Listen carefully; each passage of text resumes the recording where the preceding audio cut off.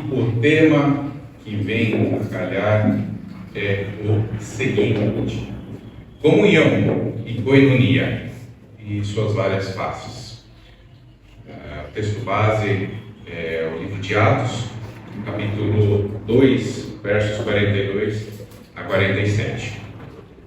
Os irmãos podem ir abrindo, e enquanto isso, eu faço uma pergunta. A pergunta ela é no seguinte sentido: imaginemos que uma pessoa que nunca entrou numa igreja viesse e nos acompanhasse durante um mês. Ao final desse um mês, essa pessoa poderia falar que esta igreja Batista Central de Canoinhas vive em comunhão? Esse é o tema que eu quero tratar hoje com vocês, irmãos, e ao final responder afirmativamente essa resposta, essa pergunta. Irmãos, a palavra comunhão, ela é muito usada entre nós, muitas vezes reduzida a uma confraternização após o culto, a um grupo de WhatsApp ou sentar lado a lado no culto. Mas isso está longe de ser comunhão. É uma das faces, algumas das faces, mas a comunhão que nós queremos tratar hoje aqui, biblicamente, ela é bem mais profunda. O conceito de comunhão é muito mais amplo do que estar juntos, e biblicamente, comunhão é muito mais profundo do que mera convivência. Oremos, irmãos. Querido Paizinho amado, Deus Santo, Forte e Todo-Poderoso, estamos em Tua presença, humildemente, Pai amado. Não somos nada, querido Deus amado, é apenas o Senhor. É o Senhor, por meio da Sua palavra, que está falando neste instante, neste lugar. E é o Senhor, por meio do Seu Espírito, que tocará o coração de cada irmão, naquilo que aquele irmão precisar ouvir, querido Deus amado. Que o Senhor possa estar me capacitando, Senhor Deus amado, e eu seja um vaso que transborda, Deus amado, do Teu amor e da Tua ciência, querido Deus amado, que é a melhor e mais proveitosa de todas. Em nome de Jesus, amém. Comunhão, koinonia, é vida compartilhada em Cristo, união espiritual, discipulado, serviço, sacrifício e amor próprio. Irmãos, nós estamos vivendo um tempo de desconexão social. O que é isso? Afastamento ou enfraquecimento dos laços de relacionamento entre uma pessoa e a comunidade, entre uma pessoa e seus amigos e sua família, ou a sociedade em geral. Ela pode acontecer tanto de forma externa, através do isolamento físico ou da falta de interação, quanto de forma interna, através do sentimento de não pertencimento ou a solidão, mesmo estando entre várias pessoas. E a gente pode dizer que esse tempo de desconexão social, essa era, ela pode ser resumida em algumas palavras, mais seguidores e menos amigos. Quem aqui tem Instagram? Não precisa levantar a mão, mas dentre seus seguidores ou as pessoas às quais você segue, quem realmente são seus amigos? Irmãos, eu não quero demonizar as redes sociais, pelo contrário, elas bem utilizadas, elas podem ser imensamente proveitosas. Ou uma outra situação que acontece, mais telas e menos vínculos, Quem aqui já viu uma criança num restaurante receber uma tela dos pais, no celular, para, digamos assim, cala a boca, fica aí quietinho, para que eu possa conversar, ou propriamente a mesa, 4 ocupantes na mesa, e todos eles olhando no celular, mas deixando de interagir entre eles. O que os irmãos acham que isso ocasionará na vida daquela criança? Irmãos, por que eu trago isso? Porque isso atinge o povo de Deus. Irmãos, porque o cristianismo sem comunhão vira crença individualista e não evangelho vivido.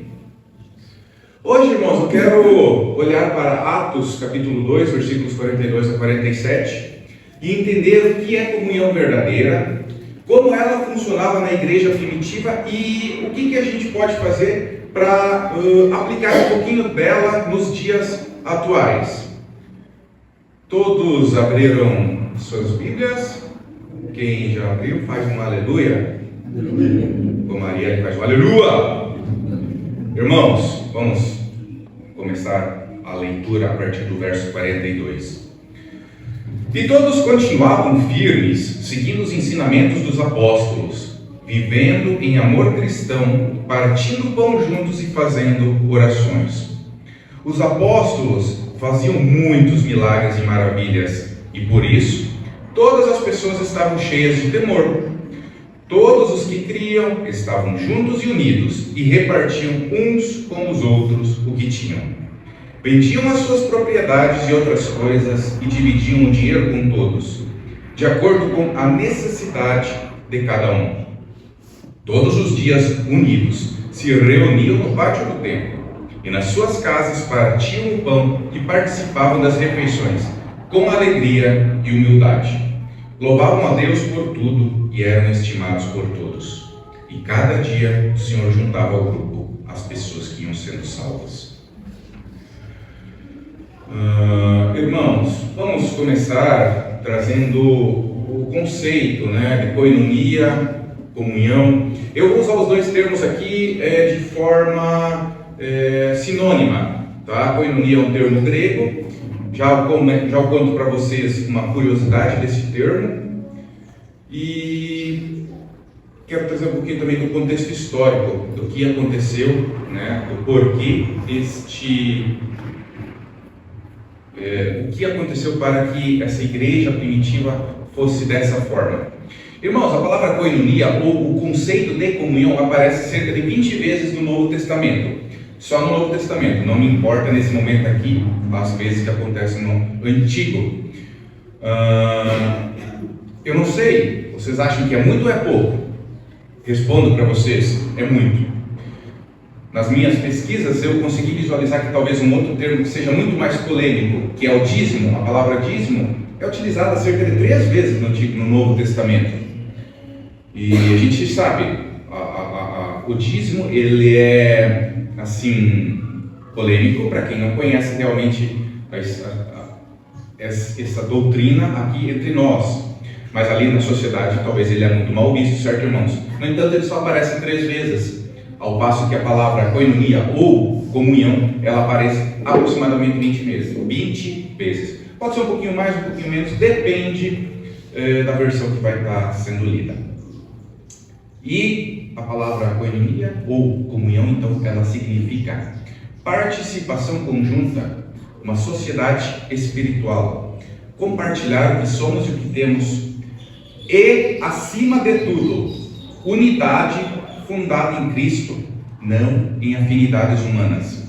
Irmãos, isso eu acho que é o conceito, na minha opinião, mais importante do que é comunhão. Porque nós só vamos ter comunhão efetiva com a igreja quando nós entendermos que precisamos ter uma unidade fundada em Cristo, não em afinidades humanas.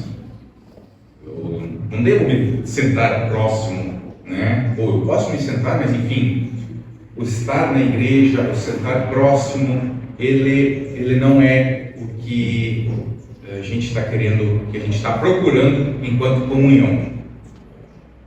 De acordo, pelo menos, com esse texto aqui que a gente está tratando, da igreja primitiva.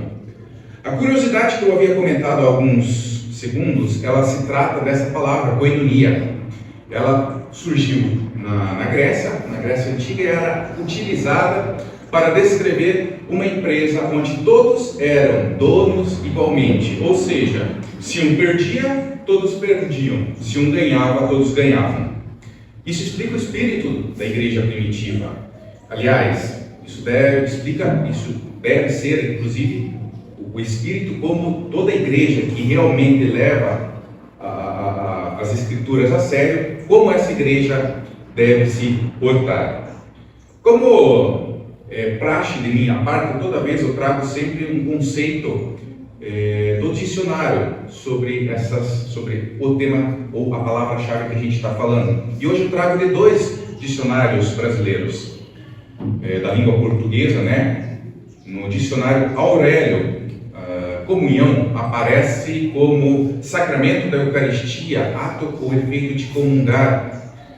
Enfim, isso está relacionado à Igreja Católica, não vem ao nosso caso aqui, mas a partir de agora sim. Participação em comum em crenças, interesses ou ideias. Pertencer a um grupo que tem as mesmas ideias, ter entrada ou participação em algo. No dicionário Michaelis, ou Michaelis, enfim, comunhão é dado como um conjunto de pessoas que partilham as mesmas crenças, ideias, tendências, valores, participação conjunta. Como outrem, a união, além dos mesmos conceitos aplicáveis apenas aos católicos. Conceitos frios, né, irmãos? Conceitos frios e que não traduzem exatamente o espírito, né, de comunhão que a gente está buscando, mas é um ponto de partida. A comunhão tratada biblicamente ela é muito mais profunda. Contexto do livro de Atos, irmãos. Quem escreveu Atos foi Lucas, médico, historiador, amigo de Paulo. Lucas escreveu 2 livros. Não vou me aprofundar muito aqui, que já foi várias e várias vezes aprofundado aqui na igreja, né? Mas só para dar aquela pincelada básica, né? Às vezes é bom a gente falar o óbvio. O Evangelho de Lucas, então, relata a vida, ministério, morte e ressurreição de Jesus.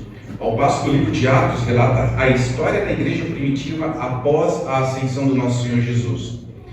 Tempo de confecção, né? Aproximadamente 30 anos depois da ressurreição. Discussões, né? Mas vamos tomar como base essa data aí. Situação social dos cristãos primitivos daquela época. Prestem muita atenção, que isso vai ser importante para nós entendermos lá na frente a importância da comunhão e o porquê que isso realmente fez a diferença. Irmãos e irmãs, os cristãos eram minoria, eles não possuíam templos, né? Então eles eram desigrejados, digamos assim, perseguidos e muito pobres. No texto que a gente leu até fala de templo, né? Mas quando está referindo ao templo lá, está se referindo na verdade à sinagoga, né? Mas enquanto cristãos, digamos assim, eles não possuíam templos.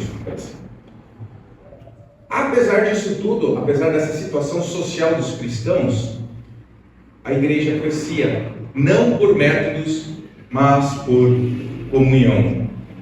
O segundo capítulo do livro de Atos vem logo após o Pentecostes. Aliás, o Pentecostes é descrito a partir do início do capítulo 2, que é o Pentecostes, quando Deus enviou o seu Espírito Santo através de formas de línguas de fogo, assentou sobre algumas pessoas, e essas pessoas começaram a falar em línguas estrangeiras, de forma que os estrangeiros que ali se encontravam, eles podiam entender o que estava sendo falado pelos apóstolos e demais pessoas que ali se encontravam, e eles entendiam na própria língua.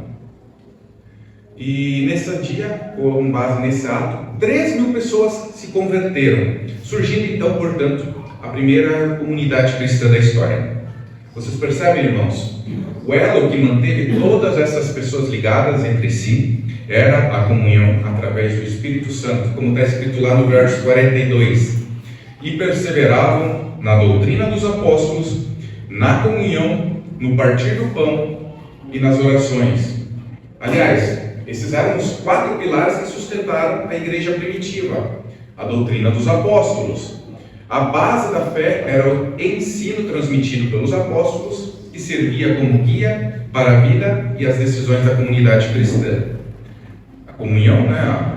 A união para comunhão, que se refere à profunda união que partilha entre os cristãos que viviam em comunidade, ajudando-se mutuamente no nível prático e espiritual. O partir do pão, este pilar se refere à celebração da ceia do Senhor, que reafirma a aliança dos cristãos com Jesus e entre si, relembrando o seu sacrifício, e as orações, né? Incluindo as diversas práticas da espiritualidade, como cultos, devoção pessoal, familiar e a busca pela ação de Deus na vida e na comunidade. Irmãos, a comunhão deles não era um evento no calendário, era um estilo de vida. Fala a partir de agora que comunhão, irmãos, não é evento, é identidade.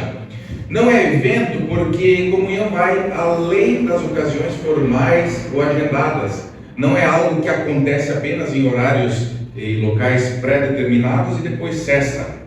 E ela é identidade, comunhão não é evento, é identidade, porque ela deve ser uma parte intrínseca de nós, de quem nós somos e de como nós nos relacionamos com os outros e com Deus. É um estilo de vida, uma mentalidade e a base para todas as interações, não apenas uma atividade. Ou seja, não é apenas um café no final do culto, embora seja uma das hipóteses, é claro. Não é só estar no mesmo ambiente. Percebam, estar no mesmo ambiente, inclusive, foi muito tratado por Deus em relação aos israelitas, enquanto eles trafegavam pelo deserto, né? Eles estavam todos juntos e unidos, mas não tinham comunhão espiritual com Deus, porque eles eram murmuradores, eles eram rebeldes, eles eram incrédulos. Irmãos, a comunhão com Deus sempre gera comunhão com o próximo. Onde que isso está, Maurício? Isso está lá no verso 44. Todos os que criam estavam juntos e unidos e repartiam uns com os outros o que tinham. Um relacionamento, irmãos, genuíno com o Criador se manifesta em amor e harmonia para com as outras pessoas. A comunhão com o próximo é um reflexo direto e uma prova da comunhão com Deus. Se a relação com os irmãos em Cristo é falha, a própria comunhão com Deus, irmãos, pode estar comprometida. Como é que a gente enxerga a comunhão no nosso relacionamento com o próximo? Através do amor e da obediência. Quando uma pessoa tem comunhão com Deus, essa pessoa se esforça para viver uma vida reta em obediência aos seus mandamentos, o que se revela no amor por outras pessoas. Unidade. A comunhão com Deus também é a base para a unidade entre os crentes, pois unem os seguidores de Cristo através do mesmo Espírito, fé e batismo. A comunhão também de Deus se reflete com o próximo através do testemunho. A comunhão entre os irmãos serve como um testemunho para o mundo, mostrando que Jesus é o Filho de Deus. E reconciliação. A comunhão, assim como Jesus reconciliou os humanos com Deus, a comunhão com o próximo, que também é um ser humano falho, é um reflexo dessa reconciliação, que busca a paz e o perdão mesmo em meio a dificuldades. A comunhão, ela é generosa.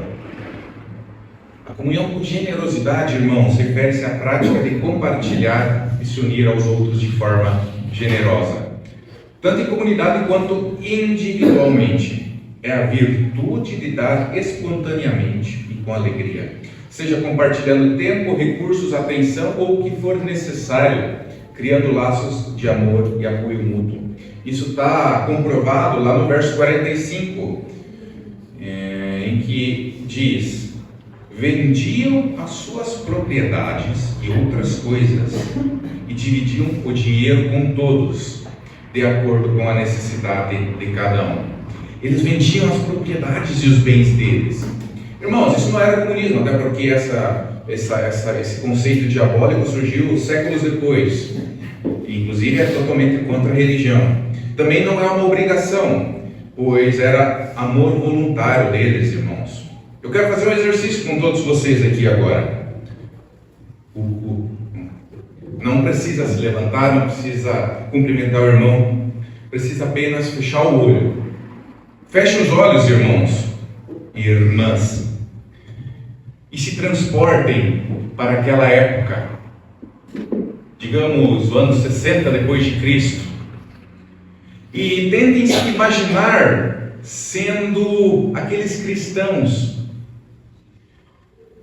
Irmãos, naquela época, você então está sendo perseguido por todos os lados. Você não tinha local para congregar, você tinha que viver escondido. Você era minoria e você era pobre. Mas isso não importava, pois você está tão próximo do Criador, irmãos, você está tão próximo do consumador de todas as coisas, que, gente, essas coisas não importam, irmãos. Ninguém estava desamparado. Irmãos, pode abrir os olhos. Salmos, lá no capítulo 84, verso 10, fala que é melhor um dia na presença de Deus do que 1000 longe dele. Eles estavam tão próximos ali de Deus e do Espírito, e a comunhão era tanta, irmãos, que é a minha carroça, o que é a minha vaca. Vou dividir com os irmãos isso. Eles sentiam essa intensidade de amor proporcionada pelo amor de Deus, que vender e doar as próprias coisas era algo muito natural. Você, irmão e irmã, conseguiu imaginar vender todas as coisas que você lutou uma vida inteira para conseguir? Assim como aqueles cristãos primitivos fizeram? Irmãos, isso é difícil, né? Mas eu quero trazer um testemunho justamente da igreja primitiva, ter comunhão, o testemunho deles. Está lá no verso 46. Todos os dias, unidos, se reuniam no pátio do templo. Leiamos sinagoga aqui. E nas suas casas partiam o pão e participavam das refeições com alegria e humildade. Olha só que interessante o que um achado, né? No século II depois de Cristo, existiu um historiador chamado Tertuliano, né? E ele escreveu sobre muitas coisas, né? E chama a atenção que ele escreveu sobre as características, algumas características dessa igreja primitiva. Ele, olhando os pagãos, se referirem aos cristãos primitivos. Vejam, irmãos, o que os pagãos falavam quando eles viam os cristãos daquela época. Vejam como eles se amam e como estão prontos a morrer um pelo outro. Ou seja, irmãos, a comunhão não era invisível, era tão real que o mundo percebia. Uma ilustração moderna, agora vamos trazer aos nossos dias, da importância da comunhão. Foi feito um estudo pela Universidade de Harvard. Para quem conhece, é uma das mais prestigiadas e mais conceituadas no mundo. Um estudo que teve uma duração de mais de 80 anos. Esse estudo chamou-se Harvard Study Adult Development, ou Grant Study, enfim. Esse estudo ele teve início em 1938, acompanhou 268 estudantes universitários dessa universidade, e no decorrer dos anos o estudo ele foi ampliado para incluir grupos adicionais e até gerações seguintes desses alunos originais que participaram desse estudo. O que isso tem a ver com a nossa pregação aqui, com essa mensagem? A descoberta mais consistente desse estudo, olha só que legal. O maior fator de saúde mental e longevidade não é a alimentação, não é genética, não é dinheiro. Os irmãos conseguem adivinhar o que é? É relacionamento profundo e constante. Relacionamento profundo e constante. Irmãos, a ciência apenas confirmou aquilo que Deus já havia dito lá no capítulo 2 de Gênesis, verso 18. Não é bom que o homem esteja só. E aqui vem a calhar as perguntinhas básicas, né, irmãos? Como anda o seu relacionamento com as pessoas ao seu redor? É profundo e constante ou superficial e instável? Quer viver mais tempo? Cuide também dos seus relacionamentos. Irmãos, a aplicação da comunhão, então, vocês estão entendendo o que eu estou falando aqui, ou eu estou falando grego, né? Irmãos, o que impede a comunhão nos dias atuais? A pressa, O estilo de vida fragmentado, fazer tudo ao mesmo tempo, tentar fazer tudo ao mesmo tempo, na mesma hora. A constante sensação da falta de tempo, impulsionada pelas demandas excessivas dos nossos trabalhos, a hiperconectividade, somado a isso, altas expectativas, leva à divisão da atenção e das atividades diárias em múltiplos pedaços desconexos. Outra coisa que impede a comunhão nos dias de hoje, o cristianismo consumista. É a primeira vez que eu ouço esse termo, que eu vi esse termo, melhor dizendo, e significa o seguinte: eu vou para a igreja para receber algo.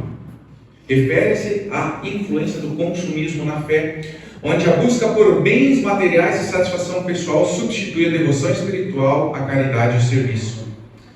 Isso se manifesta na igreja com a expectativa de cultos espetaculares, shows, o uso da Bíblia como uma ferramenta de autoajuda e a visão do Evangelho como uma mercadoria. No entanto, a nossa tradição cristã enfatiza a humildade, o contentamento, o cuidado com os outros e a administração responsável dos recursos.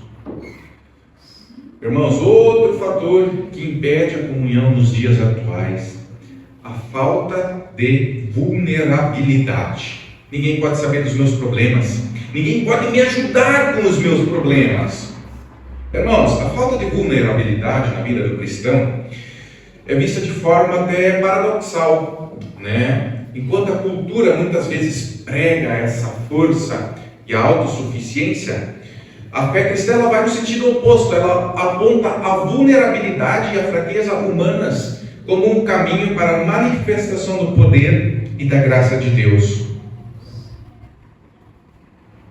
Mais uma característica que impede a comunhão: medo de se envolver com a dor do outro.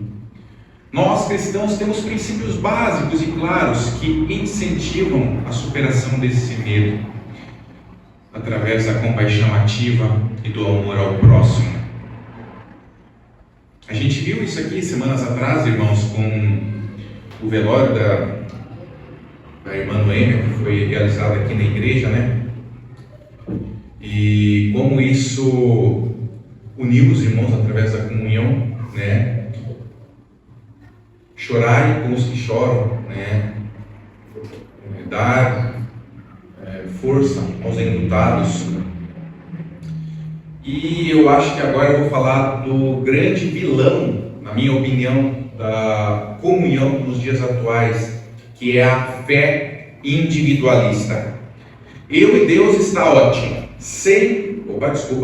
Eu e Deus está ótimo. Eu não preciso de igreja.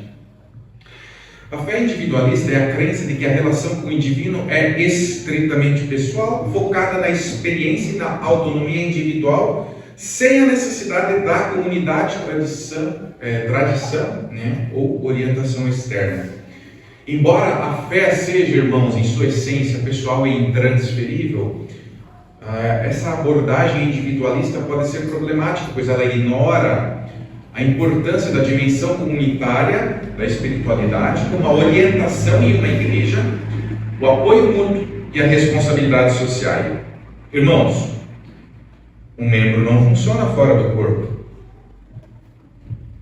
a não ser que sejamos que nem o mãozinha da família Addams. Quem já acompanhou a história, ouviu os filmes ou as séries ou os desenhos, viu, né, que existe um personagem que é uma mãozinha. Mas, irmãos, um membro arrancado do corpo de Cristo não sobrevive sozinho. É a mesma situação de imaginarmos um churrasco. O que precisa para fazer um churrasco além da carne? Fogo, né? Através da lenha, do carvão, enfim. Se você tira a lenha, a brasinha lá do meio, e coloca em cima de uma mesa de ferro, ele vai perdendo a sua força, o seu fogo. Leva ele de volta para a fogueira, vai ter fogo de novo, irmãos. Longe do fogo a gente se apaga. Próximo do fogo é onde está a graça. E, irmãos, o que a Bíblia nos ordena sobre tudo isso? Hebreus 10, 25 fala que Não deixemos de nos congregar. Romanos 12:15 fala: chorai com os que choram, alegrai-vos com os que se alegram. E o capítulo 4 do livro de Atos, lá no verso 34, diz o seguinte: não havia necessitado algum entre eles. Formas reais de viver a comunhão nos dias de hoje, irmãos: orar com pessoas da igreja, não pelas pessoas da igreja. Ajudar financeiramente, emocionalmente ou fisicamente os irmãos necessitados. Visitar enfermos, idosos, enlutados. Receber irmãos em casa para compartilhar refeição e testemunho. Acompanhar novos convertidos através da caminhada conjunta. Afinal de contas, discipulado não é aula, é caminhada conjunta.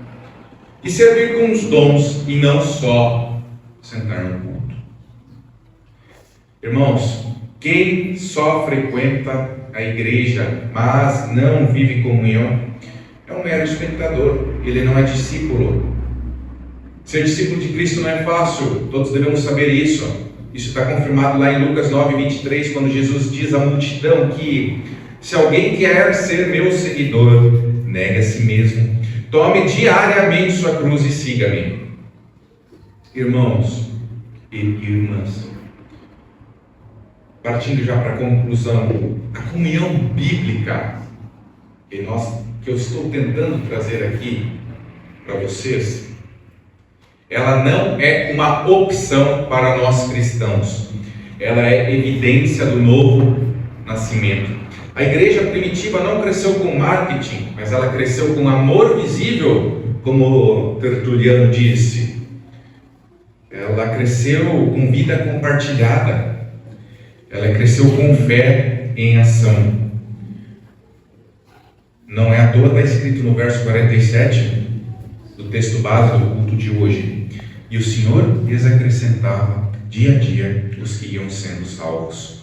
Irmãos, a comunhão não é um departamento da igreja, ela não é um evento, ela não é um culto no calendário, ela é o modo de viver de quem foi alcançado por Cristo.